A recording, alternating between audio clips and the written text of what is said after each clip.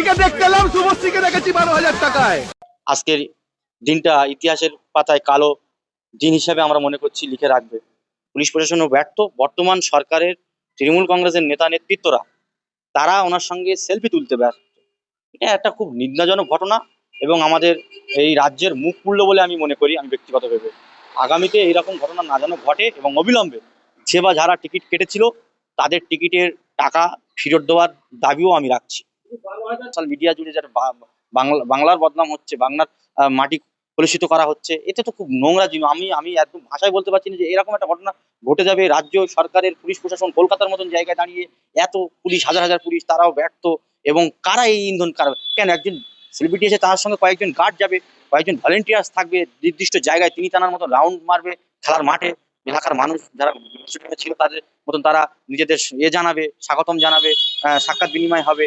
কিন্তু কেন এত মাঠের মধ্যে যদি 200-500 লোক থাকে ওনার সঙ্গে, তাহলে হাজার হাজার মানুষ যারা গ্যালারিতে বসে তারা তাহলে কিভাবে দেখবে? উনি এসেছিলেন, বাংলার কত ছেলেরা ভালো ভালো ফুটবল খেলোয়াড় যারা তার মেসির পায়ের কিছু বলের ক্যালি দেখতে তারা এসেছিল, তারাও আজকে দুঃখিত। তাহলে তাদের স্বপ্ন ওটাই হলো না। আমরা এর বিরোধিতা করছি এবং এই ঘটনার সঙ্গে রাজ্য সরকারের যে এত টালবেটাল, ওনার যে সঠিকভাবে যে গাইডলাইন তিনি পালন করতে পারেনি, এর সম্পূর্ণ দায়ী রাজ্য সরকার এবং পুলিশ মন্ত্রী এবং যিনি আমাদের ক্রীড়ামন্ত্রী আছেন অরূপ বিশ্বাস মহাশয়, তিনিও সম্পূর্ণ দায়ী। তিনি স্পটে গিয়ে তারা সঙ্গে সঙ্গে ঘুরছেন, সাথে সাথে ঘুরছে। ওনার তো দায়িত্ব ছিল যে একজন খেলার জগতে, বর্তমান সময় মানুষ খেলার জগতে দূরে সরে যাচ্ছে, উনি এসেছিলেন ওনার সঙ্গে থেকে উনি ঠিকঠাকভাবে গাইড করিয়ে ওনার দিয়ে কিছু বাইট দেওয়া, বাংলার ছেলেদের আগামী খেলামুখী ফিরিয়ে আনার দায়িত্ব তো ওনার ছিলেন, ওনার মুখ দিয়ে এই সমস্ত কথাবার্তা বলার দায়িত্ব। কিন্তু আমরা দেখলাম কি উনি ওনার সঙ্গে সঙ্গে ঘুরছে, সাথে সাথে ঘুরছে। এমনকি ওনার কোলে উঠে বসলে মানে ভালো হতো, এমনটাই ওনার যে মন মানসিকতা বা পরিবেশে আমরা যে বিভিন্ন ভিডিওর মাধ্যমে যা দেখলাম, উনি ওনার কোলে উঠে ঘোরার স্বপ্ন ছিল। একদম আমাদের মান সম্মান চলে গেল না। কারণ এই বাংলার একটা ঐতিহ্য আছে। আমাদের কলকাতার বিভিন্ন মাঠে, ওই সময় যে মাঠে খেলা হয়েছে ওই মাঠে কত কলকাতা লিগ থেকে শুরু করে বিভিন্ন খেলা, বড় বড় খেলা হয়, অন্যান্য প্লেয়াররাও তারা এসে খেলে। সেই জায়গায় এরকম ঘটনা ঘটে গেল। তারপর ওই স্টেডিয়ামটা ফের রেডি করতে কত টাকা খরচা বা কতটা দিন যাবে, আর কয়েকদিন পরে তো ফের কলকাতা লিগ ফুটবল খেলা শুরু হবে। নাই বিরক্তি আছে, ঠান্ডা ওটা প্রয়োজন। আমরা দলগত ভেবে কেউ ঠান্ডা হয়নি। আমাদের যে কর্মসূচি, আমাদের যে চিন্তা ভাবনা, আমাদের যে লক্ষ্য, আগামী দিন 26-এর লক্ষ্য নিয়ে আমাদের সংগঠনের কাজ তুরান গতিতে বুথ স্তরে নিচে লেভেলে চলছে। এবং ভাঙড়ের ক্ষেত্রে আপনি দেখতে পাচ্ছেন বেশ কয়েকটি রক্তদান শিবির হয়েছে এবং আগামীতে কটা হবে। একের পর এক কর্মসূচি আছে। আমাদের বিধায়ক সাহেব গত কয়েকদিন আগ পর্যন্ত ভাঙড়ের প্রচুর সময় দিয়েছেন। এসআইআর নিয়ে তিনি ভাঙড়ে অনেকটাই আলোচনা সভা করেছেন, মানুষের এসআইআর সহায়তা ক্যাম্প খুলে এলাকার মানুষের অনেকটাই সহযোগিতা করেছেন, সাহস জুগিয়েছেন। এই জায়গায় দাঁড়িয়ে আমরা আমাদের দিক থেকে কোনো রকম ঘুমিয়ে নেই। আমাদের কর্মীরা জাগ্রত আছে এবং বুথে তাদের কাজ তারা চালিয়ে যাচ্ছে। আমরা খুব তাড়াতাড়ি আবার ভাঙড়ের মাটিতে প্রকাশ্যে বড় বড় জনসভা বা নির্বাচনের যে সমস্ত ত্রুটি এগুলো থাকে, আগে ভাগে যে কাজগুলো থাকে সে কাজগুলো করব। তার আগে আমরা আমাদের বুথ স্তরের কাজগুলো চলছে। সাথে সাথে কয়েকদিন আগে আমাদের স্টুডেন্ট ফান্ডের রাজ্য সম্মেলন ভাঙড় সোনপুর বাজারে হয়ে গিয়েছে।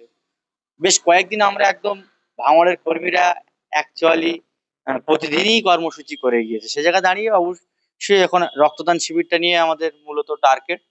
প্রতি সপ্তাহে রক্তদান কোনো না কোনো অঞ্চলে হচ্ছে বা আগামীতে হবে, আর কয়েকটি বাকি আছে সেগুলো হবে।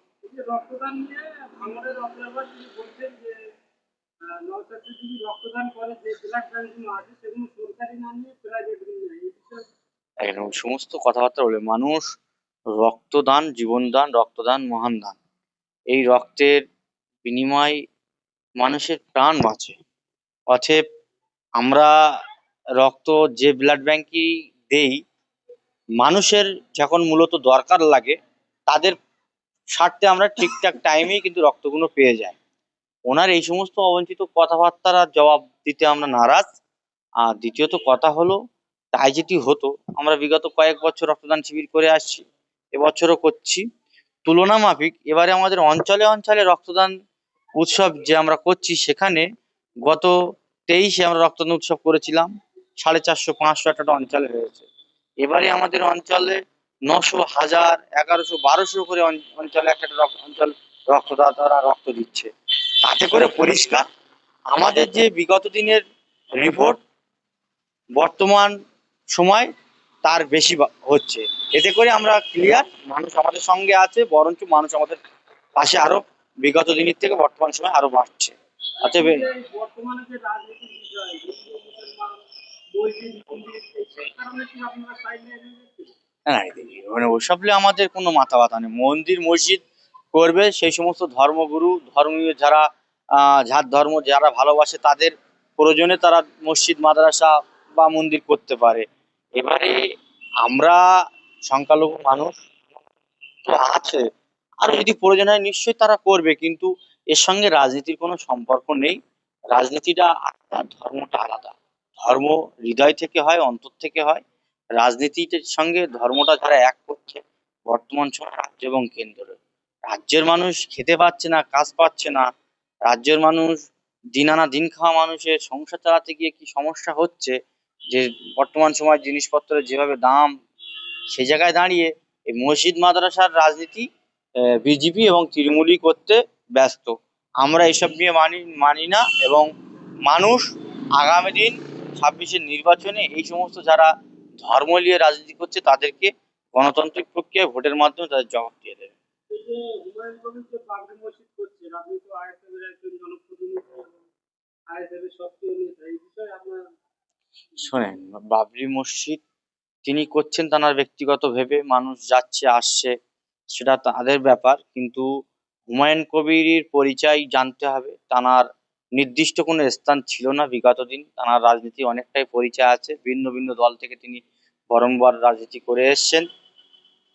রাজনীতি করি বলে যে আবার মসজিদ করা যাবে না এটা তা নয়। অবশ্যই তার ধর্ম বা আমাদের সংবিধান, আমাদের রাজ্যের আইন মান্যতা দিয়েছে, করতে পারে, কিন্তু ঠিক 26-এর আগে কেন করছে প্রশ্ন থেকে থাকে। এবং তানাকে আবার তিনি বলছে দল খুলবো। অতএব আমরা মনে করছি এর ভিতরে কোনো না কোনো একটা ইন্ধন আছে, ওনাকে আগিয়ে দিয়ে বা কেউ কেউ ওনাকে লিলিয়ে দিয়ে এই বর্তমান সময় হিন্দু এবং মুসলমানের মধ্যে ডিভাইড করার চক্রান্ত চলছে। আমরা এই সমস্ত বিশ্বাসী না। আমরা আমাদের যারা আইএসএফ করি, আমাদের বক্তব্য হলো মানুষের কাজ কাম, মানুষের জীবনযাত্রা যা কিভাবে সুখী সুখী থাকবে, তাদের সুন্দরভাবে চলবে, স্বাস্থ্য থেকে শুরু করে শিক্ষা এবং খাদ্য, সমস্ত জিনিস লাগে সমস্ত কিছুই ঠিকঠাক ভাবে কম টাকা যেন কিনতে পারে, এবং মানুষ সঠিক টাইম কাজ করে সঠিক তাদের ন্যায্য তাদের যে বলেন আমাদের রোজ বলেন সেইটা যেন পায়। মূলত এটাই আমাদের লক্ষ্য। বর্তমান সময় এই সমস্ত রাজনীতি যারা করছে এদের তো মানুষ মোটেই বিশ্বাস করে না। সেটা মানুষ বুঝিয়ে দেবে আগামী দিন সময়ের সাথে সাথে।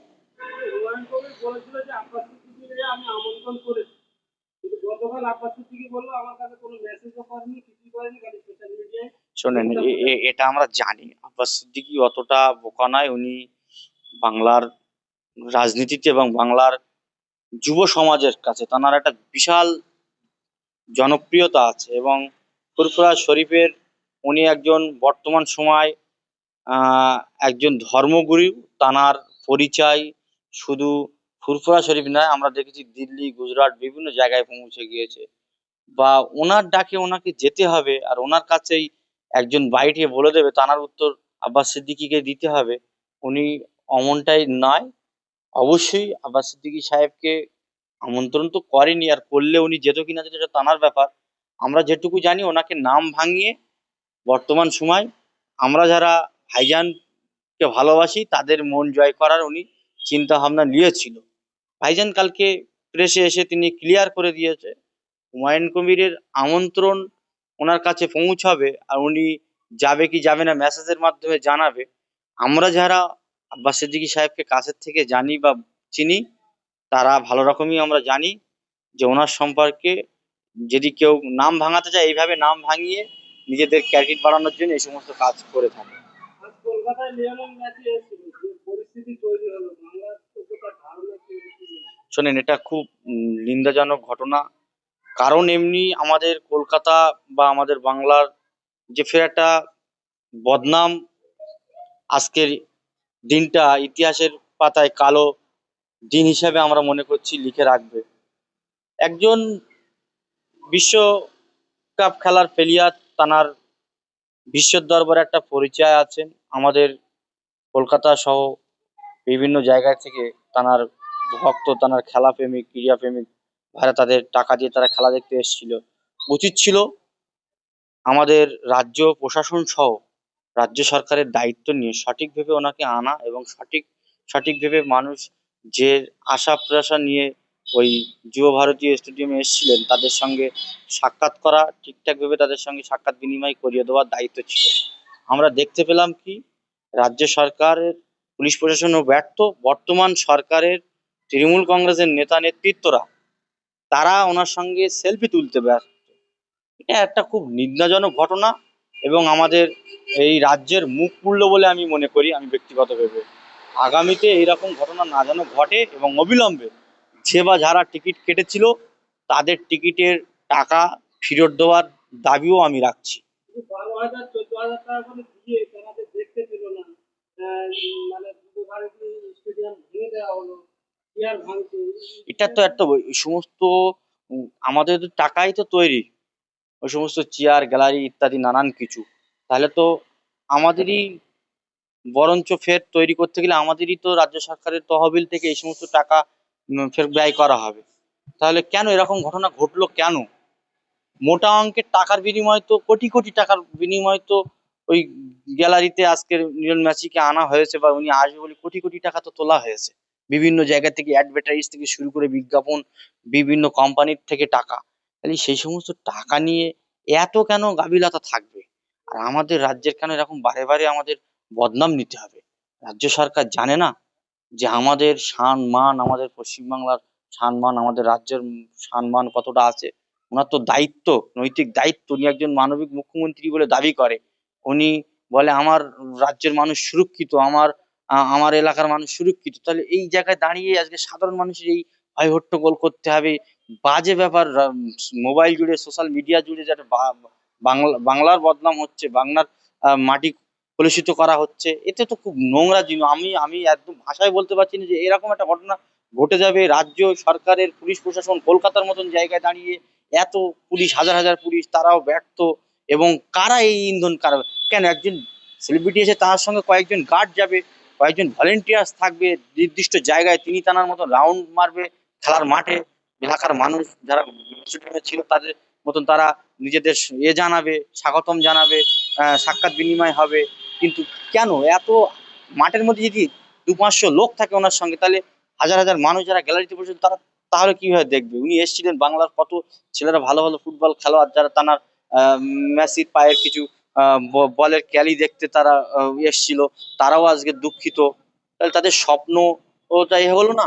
আমরা এর বিরোধিতা করছি এবং এই ঘটনার সঙ্গে রাজ্য সরকারের যে এত টালবেটাল, ওনার যে সঠিকভাবে যে গাইডলাইন তিনি পালন করতে পারেনি, এর সম্পূর্ণ দায়ী রাজ্য সরকার এবং পুলিশ মন্ত্রী এবং যিনি আমাদের ক্রীড়ামন্ত্রী আছেন অরূপ বিশ্বাস মহাশয়, তিনিও সম্পূর্ণ দায়ী। তিনি স্পটে গিয়ে তার সঙ্গে সঙ্গে ঘুরছেন, সাথে সাথে ঘুরছে। ওনার তো দায়িত্ব ছিল যে একজন খেলার জগতে, বর্তমান সময় মানুষ খেলার জগতে দূরে সরে যাচ্ছে, উনি এসেছিলেন ওনার সঙ্গে থেকে উনি ঠিকঠাকভাবে গাইড করিয়ে ওনার দিয়ে কিছু বাইট দেওয়া, বাংলার ছেলেদের আগামী খেলামুখী ফিরিয়ে আনার দায়িত্ব তো ওনার ছিল। ওনার মুখ দিয়ে এই সমস্ত কথাবার্তা বলার দায়িত্ব। কিন্তু আমরা দেখলাম কি উনি ওনার সঙ্গে সঙ্গে ঘুরছে, সাথে সাথে ঘুরছে। এমনকি ওনার কোলে উঠে বসলে মানে ভালো হতো, এমনটাই ওনার যে মন মানসিকতা বা পরিবেশে আমরা যে বিভিন্ন ভিডিওর মাধ্যমে যা দেখলাম, উনি ওনার কোলে উঠে ঘোরার স্বপ্ন ছিল। একদম আমাদের মান সম্মান চলে গেল না? কারণ এই বাংলার একটা ঐতিহ্য আছে। আমাদের কলকাতার বিভিন্ন মাঠে, ওই সময় যে মাঠে খেলা হচ্ছে ওই মাঠে কত কলকাতা লিগ থেকে শুরু করে বিভিন্ন খেলা, বড় বড় খেলা হয়, অন্যান্য প্লেয়াররাও তারা এসে খেলে। সেই জায়গায় এরকম ঘটনা ঘটে গেল। তারপর ওই স্টেডিয়ামটা ফের রেডি করতে কত টাকা খরচা বা কতটা দিন যাবে। আর কয়েকদিন পরে তো ফের কলকাতা লিগ ফুটবল খেলা শুরু হবে।